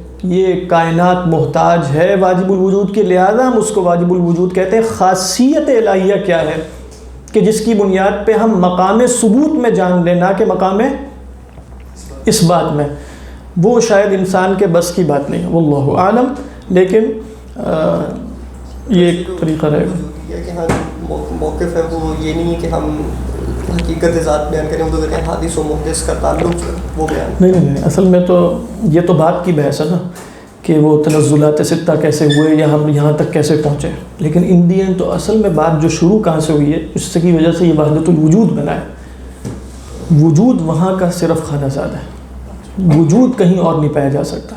اچھا پھر وجود صرف وہاں کا خانہ زاد کیوں ہوا؟ اگر آپ وجود کو ماہیت پر اضافی مان لیں تو پھر تو اصل شے کیا ہے؟ ماہیت، حقیقت ہے، وہ وجود ہی ہے وہاں، اس لیے ان کے ہاں بھی الوجود لیس زائدا علی الماہیہ، وہ وجود بحت لفظ بولتے ہیں، وجود صرف، وجود محض، وجود مطلق۔ تو اگرچہ اس کے اوپر پھر ایک مرتبہ ذات الہیہ بحتہ کا بھی مان لیتے ہیں، لیکن وہ اسی اعتبار سے کہ ذات الہیہ بحتہ جو وجود مطلق ہے نا وہ بھی کسی ذہن میں نہیں آ سکتا بغیر تعین کے، وہ بھی اصلاً ماورا ہے نا، وہ تو تعینات ہوتے ہیں، ہم سب تعینات ہیں، موجودات بہت سی ہیں، وجود ایک ہے، موجودات تو بہت سی ہیں، میں بھی موجود ہوں، آپ بھی موجود ہیں سب، اور موجود وجود کا عین نہیں ہے، موجود جو ہے وہ وجود کا عین نہیں ہوتا، لہذا خدا اگر موجود ہو تو وہ وجود کا عین نہیں ہوگا، تو خدا خیر یہ تو ہم نے ابھی بیان کرا، یعنی وہ پھر فی عین الوجود ہوگا، ہوا عین الوجود، یعنی ہوا عین الوجود، اور یہ عبارت کیا ہوگی؟ مجازی خدا کے لیے، انہ موجود عبارت مجازیہ، اما نحن موجودون فعبارت حقیقیہ، ولكن نحن لسنا موجودين بوجود خاص بنا، وهذا الوجود الخاص بنا وجد بإيجاد الله سبحانه وتعالى، لا بل لا يوجد في الوجود إلا وجود واحد، هذا هو وحدة الوجود، هذه هي والله أعلم۔ تو کیا فرمایا؟ خلاصہ جو جاننے کی بات ہے نا، جی فلاسفہ جو ہیں اس سے مراد فلاسفہ فی العالم ولا فی الاسلام؟ نہیں، فلاسفہ سے مراد فلاسفہ فی الاسلام ہے، ہاں اپنے جو فلاسفہ ہیں ہمارے بھائی بہن حکماء۔ دیکھیں یہاں بات کیا ہو رہی تھی؟ بات یہ ہو رہی تھی کہ امام غزالی سے پوچھا گیا تھا کہ ان کو اللہ کو جب آپ نے واجب الوجود کہا تو اس سے کیا ذات کی حقیقت کا تعین نہیں ہو گیا؟ یہ سوال کیا گیا نا امام غزالی سے، تو امام غزالی نے اس کا کیا جواب دیا؟ کہہ رہے ہیں کہ ہم جب اللہ کے بارے میں بیان کرتے ہیں واجب الوجود الذی عنہ وحدہ یوجد کل ما فی الکون وجودہ فی الامکانی وجودہ، تو اس کا کیا مطلب ہے؟ ایک ہے وہ واجب الوجود، واجب الوجود میں نفی ہے کس کی؟ علت و سبب کی، تو یہ تو نفی ہو گئی، یہ تو سلب السبب ہو گیا، اور عنہ یوجد میں فعل کا اس بات ہے، یہی ہے نا، تو فعل کا مطلب کیا ہے؟ وہ فاعل ہے، تو فاعل میں حقیقت ذات کا بیان ہے، اور ادھر واجب الوجود میں سلب کا بیان ہے، تو سلب بھی حقیقت ذات نہیں سمجھ میں آ رہی ہے کہ نہیں؟ کہہ رہے ہیں کہ وَإِذَا قُلْنَا هُوَ الَّذِي لَهُ إِلَّا لَمْ يَكُنْ جَوَابًا فَكَيْفَ قَوْلُنَا هُوَ الَّذِي لَا عِلَّةَ لَهُ. کہہ رہے ہیں اگر ہم کہیں کسی شے کی علت ہوتی ہے تو یہ بھی جواب نہیں ہے اس کی حقیقت کا، تو کجا یہ کہ ہم کسی شے کے بارے میں کہیں کہ وہ جس کی علت اور سبب کوئی نہیں ہوتا تو وہ کیسے جواب بنے گا حقیقت ذات کا. تو جب ہم کہتے ہیں واجب الوجود کا، تو کیا مطلب ہے اس واجب الوجود کا ڈاکٹر صاحب؟ اس کا مطلب کیا ہے؟ اللہ کے وجود کا نہ کوئی سبب ہے نہ علت ہے، بس نفی ہوئی نا. تو ذات کا تعین، حقیقت ذات کا تعین ہوا اس میں؟ نہیں ہوا. تو امام غزالی کیا بتانا چاہ رہے ہیں؟ خدا کو خدا کے سوا کوئی نہیں جانتا، خدا کو خدا کے سوا کوئی نہیں جانتا. کہہ رہے ہیں لِأَنَّ كُلَّ ذَلِكَ نَبَأٌ عَنْ غَيْرِ ذَاتِهِ وَعَنْ إِضَافَةٍ لَهُ إِلَى ذَاتِهِ. بات ہے، یہ سب خبر ہم غیر ذات کی دے رہے ہیں، ذات کی تو دی نہیں. کوئی صاحب اس کو بتائیں کہ یہ واجب الوجود عنہ یوجد کل موجود الذی فی الامکان وجودہ، کیسے یہ غیر ذات کی خبر ہے؟ ہاں، یعنی واجب الوجود میں غیر ذات کی خبر یہ تھی کہ ہم نے سبب اور علت کی نفی کی، وہ غیر ذات ہے. اور یوجد عنہ میں ہم نے فعل کا اس بات کیا، اصلاً فعل مخلوق ہے جو اللہ تعالیٰ نے کائنات میں پیدا کی، یہ بھی غیر ذات ہے. تو ہمارے اس پورے جملے میں غیر ذات کی طرف اشارہ تھا، ذات کی طرف تو اشارہ ہی نہیں تھا. اہم بات ہے. وعن اضافۃ له الى ذاته اما بنفی او اثبات، یعنی چاہے وہ نفی ہو کہ لیس له الا او له الا، کوئی کسی بھی شے کے بارے میں. وکل ذلک اسماء وصفات واضافات، یہ سب اسماء و صفات اور اضافات ہیں. کتنا ٹائم ہو گیا؟ اچھا ابھی 10 منٹ. فإن قلت فما السبيل الى معرفته. اب امام غزالی سے پوچھ رہے ہیں کہ بھئی آپ بتائیں پھر اللہ کو جاننے کا رستہ کیا ہے؟ فما السبيل الى معرفته. کہتے ہیں فأقول لو قال لنا صبي أو عنين ما السبيل إلى معرفة لذة الوقاء وإدراك حقيقته. کہہ رہے ہیں اگر کسی بچے سے کوئی بچہ ہم سے سوال کرے یا عنین سوال کرے، الذي ليس له شهوة ليس له ذکر، ٹھیک ہے، تو وہ پوچھے کہ بھئی یہ لذت وقاء کیا ہوتی ہے، یہ لذت جماع کیا ہے. بچہ سوال کر رہا ہے یا وہ شخص سوال کر رہا ہے جس میں یہ ہے ہی نہیں، سرے سے شیء موجود نہیں، وہ سوال کرتا ہے، تو ہم کیا کہیں گے؟ قلنا ہا ہونا سبیلان، ہم کہیں گے دو ہی طریقے ہو سکتے ہیں تمہیں سمجھانے کے، دونوں ہی درست نہیں. یعنی کیا ہے وہ دو طریقے؟ احدہما ان نصف له لک، دوسرا طریقہ ویسے درست ہے، ان نصفه لك حتى تعرفه، والآخر ان تصبر حتى تظهر فيك غريزة الشهوة ثم تباشر الوقاء حتى تظهر فيك لذة الوقاء فتعرفه، وهذا السبيل الثاني هو السبيل المحقق. کہنے پہلا طریقہ تو یہ کہ ہم اس کو کہیں کہ اچھا ہم تمہیں سمجھا دیتے ہیں وہ لذت کیا ہوتی ہے. اس میں کیا ہوگا؟ ایہام اور تشبیہ جس کی وضاحت آگے آئے گی. اور دوسرا طریقہ یہ ہے کہ بچے سے کہا جائے ذرا ٹھہر جاؤ، جب تمہارے اندر یہ خواہش پیدا ہو جائے گی اور تم جو ہے وہ اس کا تجربہ کر لو گے تو پھر تمہیں خود ہی پتہ چل جائے گا کہ یہ کیا شے ہوتی ہے. سمجھ میں آ رہی ہے کہ نہیں؟ تو وَهَذَا السَّبِيلُ الثَّانِي هُوَ السَّبِيلُ الْمُحَقَّقُ، یہ دوسرا رستہ ہی اصل رستہ ہے. یہ خدا کے بارے میں متصور ہے، یعنی پوچھا جائے خدا کی معرفت اس طریقے پر ہو سکتی ہے، وہ کیسے ہوگی؟ جب میں خود خدا بنوں، ایسے ہی ہوگا نا. اور اگر اوصاف بیان کروں گا جیسے لذت وقاء کے، ایسے شخص کو اوصاف بیان کیے جائیں جس کو کوئی تجربہ نہ ہو، نہ اس کے اندر یہ خواہش کبھی پیدا ہوئی ہو، یا وہ بچہ ہو، تو جتنے اوصاف بھی وہ سن لے گا اس کے نتیجے میں جو شے پیدا ہوگی وہ تشبیہ ہوگی. کہا جائے بہت زبردست شے ہوتی ہے، اچھا چینی جیسی ہے، بچہ کہے گا آم جیسی ہے، کس جیسی ہے؟ یہی پوچھے گا نا. ایہام ہے، تشبیہ ہے. لذت وہ وہی سمجھے گا جو لذت اسے حاصل ہے، تو اسی لذت سے وہ تشبیہ دے گا. تو معلوم یہ ہوا کہ اوصاف کے ذریعے بھی خدا کی حقیقت معلوم نہیں ہوتی، نہ اوصاف کی حقیقت معلوم ہوتی. ابھی اس کی وضاحت آگے آ رہی ہے. فَأَمَّا الْأَوَّلُ، جو پہلا طریقہ تھا نا، پہلا طریقہ کیا تھا؟ فَلَا يُفْضِي إِلَّا إِلَى التَّوَهُّمِ وَتَشْبِيهٍ لِلشَّيْءِ بِمَا لَا يُشْبِهُ. پہلا طریقہ جو ہے وہ توہم کی طرف لے جاتا ہے اور شے کی تشبیہ ایسی شے سے قائم ہو جاتی ہے جو اس کے مانند نہیں ہے. ابھی جیسے آگے بتائیں گے وہ یہ اس کو کہا جائے گا تو وہ لذت کو مثلا بہت کسی کھانے پینے کی چیز کی لذت جیسی لذت سمجھ لے گا، تو یہ تشبیہ واقعی صحیح قائم کی ہے اس نے؟ نہیں. بات واضح ہے کہ نہیں؟ تو کیا ہوگا؟ اذ غایتنا ان نمثل لذت الوقاء عنده بشیء من اللذات التي يدركها العنین. غایت درجے میں ہم جو کر سکتے ہیں کہ لذت وقاء کی تمثیل بیان کر دیں ان لذتوں سے جس کو عنین بھی پاتا ہے. ٹھیک ہے؟ کلذت الطعام والشراب الحلوی. ٹھیک ہے، حلوی ہے، آپ کیا ہے؟ حلوی. تو کہہ رہے ہیں جیسے ہم کہیں گے جیسے کھانے پینے اور میٹھے پانی کی اور اس طرح جوسز کی اور یہ جو لذت ہوتی ہے اس طرح کی ایک لذت ہے. اچھا فنقول له تو ہم اس سے کیا کہیں گے اما تعریف ان السکر لذیذ چینی مزے کی ہوتی ہے نا. اچھا فإنك تجد عند تناوله حالة طيبة وتحس في نفسك راحة اس کو کھاتے وقت تمہیں اپنے نفس میں ایک اچھی حالت بھی یعنی حالت طیبہ کا احساس ہوتا ہے اور نفس میں ایک راحت بھی پیدا ہوتی ہے نا. اس تشبیہ سے جو ڈائیورس نہیں کر رہے مثلا بات کر رہے ہیں اللہ تعالیٰ کی معرفت کی نہیں وہ صرف سمجھانے کے لیے حصہ مثال سمجھانے کے لیے حصی مثالیں جو ہیں تو حصی مثالوں سے تو ہم جو تشبیہات سے اللہ تعالیٰ کی معرفت کسی درجے میں تو وہ یہی بتانا چاہ رہے ہیں جب آپ جانتے ہیں نا کہ اللہ عالم ہے جی تو آپ فوراً اس معرفت کو عالم ہونے کو اپنے علم کے اعتبار سے جانیں گے نا. اوکے خدا کی ذات میں وہ جو علم حقیقت میں پایا جاتا ہے اس کو جان سکیں گے آپ. نہیں کر سکتے. تو جیسے حصی مثال میں وہ بتا رہے ہیں کہ سبھی کی اپنی لذتیں ہیں اوکے اس کو کہا جائے گا ایک لذت ایسی ہوتی ہے تو وہ اس کو فوراً کس پر قیاس کرے گا اپنی لذتوں. تو وہ کیا کہہ رہے ہیں تو وہ کہے گا قول نعم وہ کہے گا ہاں واقعی چینی کھاتے ہوئے تو ایسا محسوس ہوتا ہے. قلنا فالجماع ایضا كذلك کہیں گے ہم جماع بھی ایسی ہے. تو افطرا ان هذا يفهمه حقیقت لذت الجماع ذرا غور کر کے بتاؤ کہ واقعی کیا یہ شے اسے لذت جماع کی حقیقت سمجھا دے گی.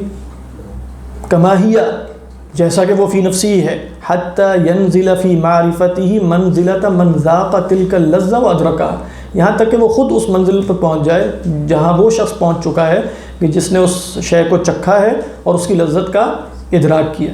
ٹھیک ہے. انما غایت هذا الوصف ایہام و تشبیہ خطا یہی ہے آپ کے تشبیہ خطا تشبیہ خطا کہنا ہے غایت اس وصف کا ہے کہ یہ وہم پیدا کرے گا اور غلط تشبیہ پیدا کرے گا. وہ تفہیم خطا و تفہیم کیا ہے آپ کے ہاں یہ بیچ میں یہاں جو ہے وہ واؤ ڈلا ہوا ڈاکٹر صاحب واؤ مٹا دیں. یہ جملہ صرف شروع ہائی ہاتھ سے ہوتا ہے یہاں پر ہائی ہاتھ میں نے نہیں پڑھا. اچھا نہیں آپ نے نہیں پڑھا. ہاں ہائی ہاتھ موجود ہے. ہائی ہاتھ کہہ رہے ہیں یہ کیسے ہو سکتا ہے. انما غایت هذا الوصف ایہام و تشبیہ خطا و تفہیم مشارکت فی الاسم صرف اسم میں مشارکت کا ایک فہم ہے جو دیا جا رہا ہے کہ وہ بھی لذت ہے یہ بھی لذت ہے. یہاں دونوں میں اشتراک کس میں ہے صرف اسم میں ہے. حقیقت تو دونوں کی بالکل اور ہے. ایسا ہی ہے نا. تو جب ہم کہتے ہیں میں بھی قدیر ہوں خدا بھی قدیر ہے محض اشتراک فی الاسم ہے اور کچھ ہے ہی نہیں. حقیقت کے اعتبار سے کوئی اشتراک نہیں ہوا لہذا خدا کی صفت بھی نہیں آپ جان سکتے. اچھا آگے پڑھیں. اما ایہام کہتے ہیں اس میں ایہام اور تشبیہ ہے نا معرفت رب کا کیا مطلب وہ یہی ہے. معرفت رب کا مطلب ہے اپنے حقیقی فقر کا احتیاط کی معرفت بڑھتی چلی جائے. جیسے امام غزالی علیہ الرحمہ نے فرمایا تھا نا کہ اصل معرفت کیا ہے کہ ایک اس کا یہ طرف ہے ایک یہ طرف ہے. یہ طرف کیا ہے کہ کائنات محتاج ہے لیکن کیا محتاجی کی معرفت میں غائب درجے کا اضافہ نہیں ہو سکتا. لہذا عبودیت اصلاً اپنے فقر کی معرفت ہے. یعنی آپ دیکھیں میں محتاج ہوں پھر آپ بڑھتے چلے جاتے ہیں تو خود اللہ سبحانہ و تعالیٰ کی قدرتوں کا مشاہدہ کرتے ہیں. کچھ کسی درجے میں معرفت میں بڑھتے چلے جائیں گے کسی درجے میں لیکن وہ غائب درجے کی معرفت جہاں حقیقت کھل جائے صفات و ذات کی وہ نہیں ہو سکے گی کسی کو بھی نہیں ہو سکے گی. ہاں جنت میں بھی نہیں ہو سکے. اچھا جی اما الایہام کہہ رہے ہیں اس مثال سے ایہام پیدا ہوتا ہے نا وہ ایہام کیا ہے. فاما الایہام فہو انہ یتوہم ان ذلک امر یا یتوہم ہے یتوہم ان ذلک امر طیب علی الجملۃ واما التشبیہ کہتے ہیں ایہام وہم کے درجے میں جو حاصل بات پتہ چلے گی اس سے یہ تو پتہ چل جائے گا کہ اچھی کچھ ہے کیونکہ جب ہم نے تشبیہ اس کی چینی سے آم وغیرہ سے دے دی تو اس کو یہ پتہ چلا کہ چیز تو اچھی. تو یہ پتہ اس کو چل گیا وہم کے درجے میں یہ بات حاصل ہو گئی. اچھا حقیقت کے درجے میں ہوئی تھی نہیں. اور تشبیہ کیا ہے واما التشبیہ فهو انه يشبهه بحلاوة السكر وهو خطأ وہ اسے چینی کی لذت سے تشبیہ دے گا حلاوت سے یہ خطا ہے. اذ لا مناسبت بین حلاوت السکری و لذت الوقاء حالانکہ چینی یا سکر یا میٹھی شے کی لذت اور لذت وقاء میں کوئی مناسبت ہے کوئی مناسبت نہیں ہے. وَأَمَّا الْمُشَارَكَةُ فِي الْإِسْمِ فَهُوَ أَنَّهُ يَعْلَمُ أَنَّهُ مُسْتَحَقٌ أَن يُسَمَّى لَذَّةً بس مشارکہ فی الاسم یہ ہے کہ وہ جان جاتا ہے کہ اس کو بھی لذت ہی کہتے ہیں. یہ بھی لذت ہے وہ بھی لذت ہے. وَمَهْمَا ظَهَرَتِ الشَّهْوَةُ وَذَاقَ کہہ رہے ہیں اگر شہوت اس میں پیدا ہو گئی اور اس نے چکھ بھی لی یہ شے عَلِمَ قَطْعًا أَنَّهُ لَا يُشْبِهُ حَلَاوَةُ السُّكَّرِ وہاں پہنچ کے پتہ چلے گا بھائی یہ چینی کی سکر کے حلاوت کے مانند تو نہیں ہے جو اس سے پہلے وہ جو سمجھ رہا تھا وہ بالکل غلط تھا نا، تشبیہ بس پیدا ہو گئی تھی، لیکن وہ اصل میں اسم میں مشارکت تھی، نہ کہ حقیقت میں مشارکت۔ وَأَنَّ مَا كَانَ تَوَهَّمَهُ لَمْ يَكُنْ عَلَى الْوَجْهِ الَّذِي تَوَهَّمَهُ، اور جو اس نے اپنے ذہن میں ایک تصور اور وہم باندھ دیا تھا، حقیقت جاننے کے بعد معلوم ہوا کہ وہ اس طریقے پر نہیں ہے شے جس طریقے پر اس نے وہم قائم کیا تھا۔ صحیح؟ نعم يَعْلَمُ أَنَّ الَّذِي كَانَ قَدْ سَمِعَ مِنْ اسْمِهِ وَصِفَتِهِ وَأَنَّهُ لَذِيذٌ وَطَيِّبٌ كَانَ صَادِقًا۔ کیا ہاں وہی میں سوچ رہا ہوں، ہاں یہی ہونا چاہیے۔ يعلم أن الذي كان قد سمع من اسمه وصفته أنه لذيذ وطيب كان صادقا۔ ہاں اس میں تو اسے پتہ چل جائے گا کہ میں نے جو سنا تھا نا کہ یہ ایک لذیذ اور طیب شے، اس میں بس بہرحال میں سچا تھا، ہے تو لذیذ اور طیب شے۔ بل كان اصدق، بل كان کیا جملہ آپ کے یہاں؟ بل كان اصدق عليه منه على حلاوة السكر، یعنی كان اصدق منه عليه على منه على حلاوة السكر۔ کیا مطلب ہے اس کا؟ یہ اس کا کہ یہ لذت اور طیب شے ہے، اس پر اس کا یہ زیادہ اس اسم کا مستحق ہے بنسبت کس کے؟ بنسبت یہ کہ سکر کو کہا جائے کہ وہ اس میں حلاوہ ہے اور طیب ہے۔ یعنی وہ بل کان، یعنی بل کان ایش، بل کان الجماع، بل کان اصدق علیہ منہ علی حلاوت السکر۔ کیا شے بل کان؟ یعنی بل کان اصدق علیہ منہ، ای بل کان ہادی سوری بل کان انہ لذیذ وکان انہ طیب اصدق علیہ منہ علی حلاوت السکر۔ کیا ترجمہ بنا کیسا؟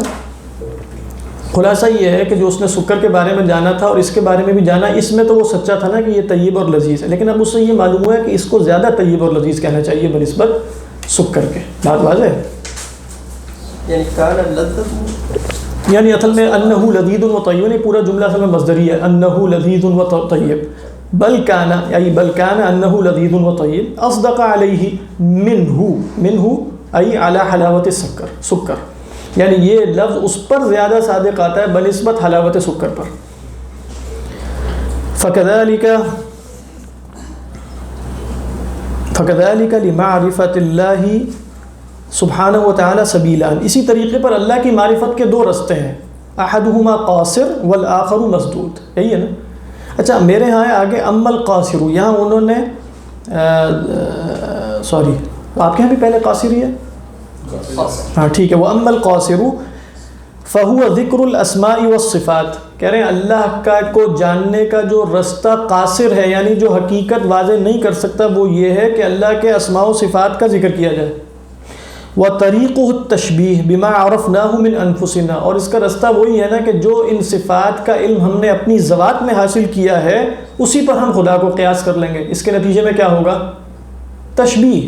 اچھا فَإِنَّا لَمَّا عَرَفْنَا أَنفُسَنَا قَادِرِينَ عَالِمِينَ أَحْيَاءَ مُتَكَلِّمِينَ ثُمَّ سَمِعْنَا ذَلِكَ فِي أَوْصَافِ اللَّهِ عَزَّ وَجَلَّ أَوْ عَرَفْنَاهُ بِالدَّلِيلِ فَهِمْنَاهُ فَهْمًا قَاصِرًا كَفَهْمِ الْعِنِّينِ لَذَّةَ الْوِقَاعِ، یہی ہے نا؟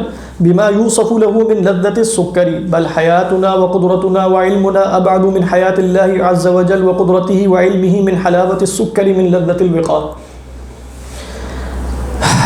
بل لا مناسبت بین البعیدین، بین البعیدین بعدین۔ ہاں اچھا جی، کہہ رہے ہیں کہ جب ہم اللہ کے بارے میں سنتے ہیں نا، پہلے تو ہم نے اپنے آپ کو جانا کہ ہم کیا ہیں، قادر ہے، سمیع ہے، بصیر ہے، پھر ہم نے اللہ کے بارے میں بھی سنا کہ اللہ بھی قادر ہے، حی ہے، سمیع ہے، بصیر ہے، تو ہم نے کیا قیاس کیا؟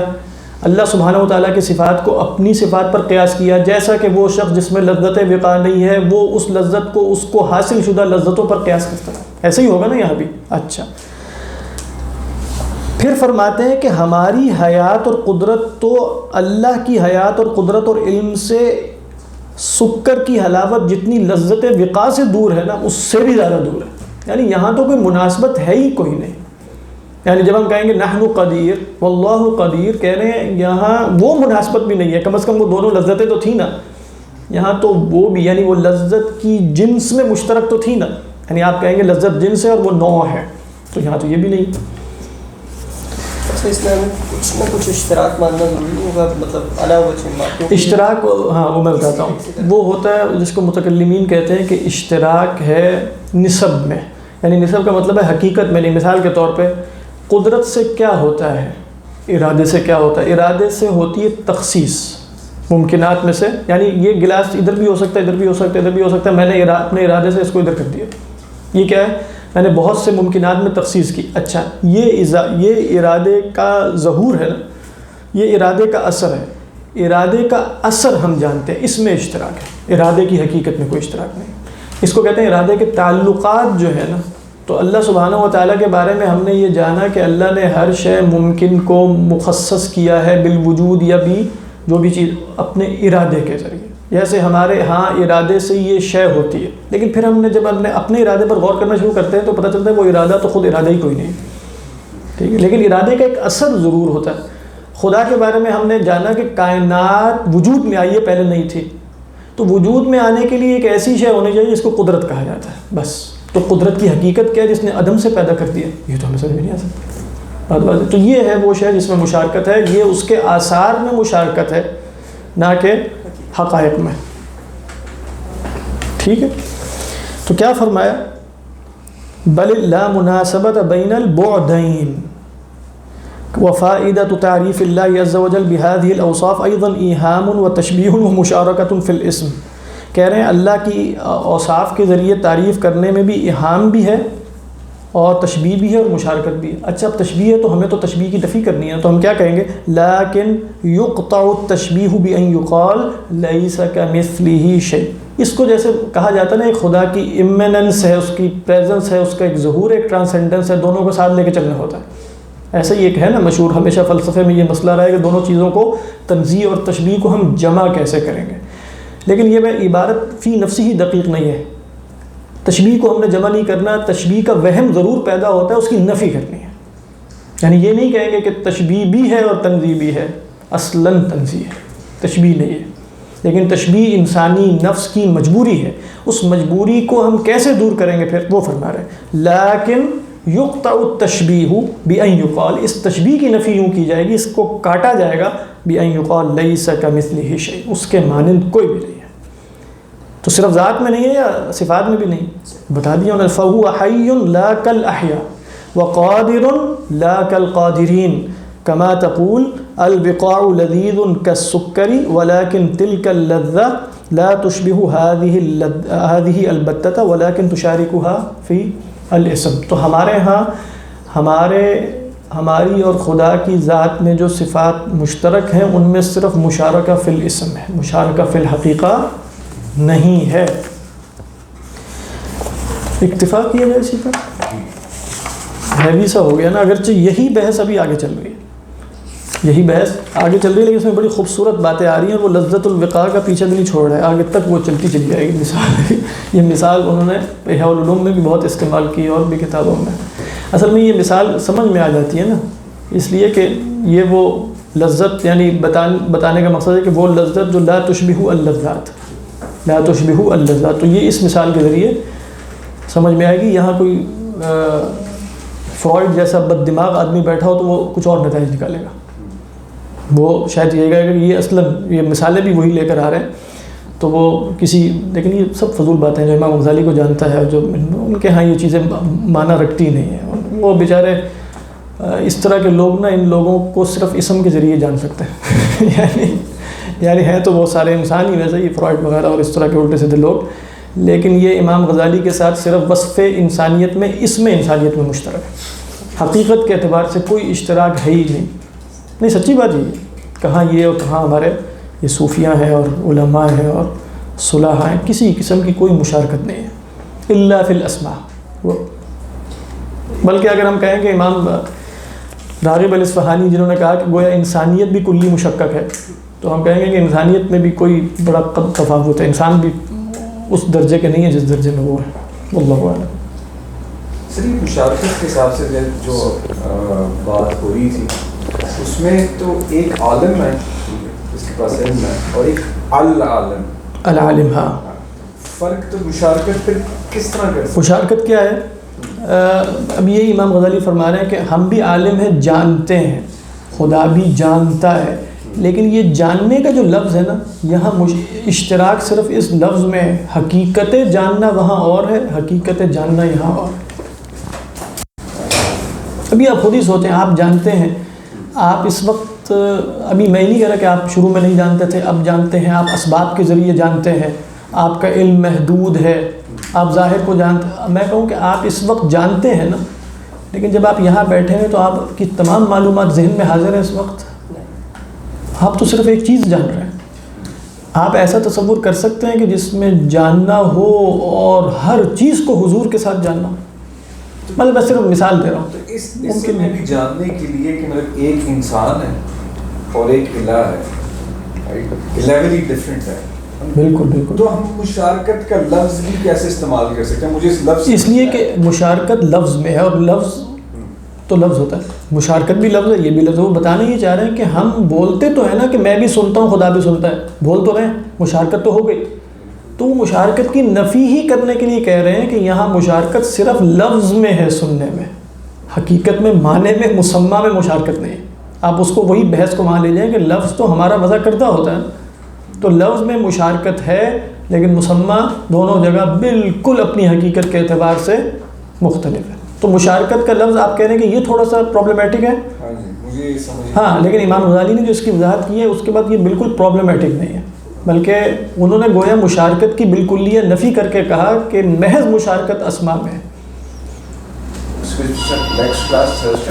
نیکسٹ کلاس انشاءاللہ تھرسڈے کو. کوئی نہیں عدیل صاحب، آپ کو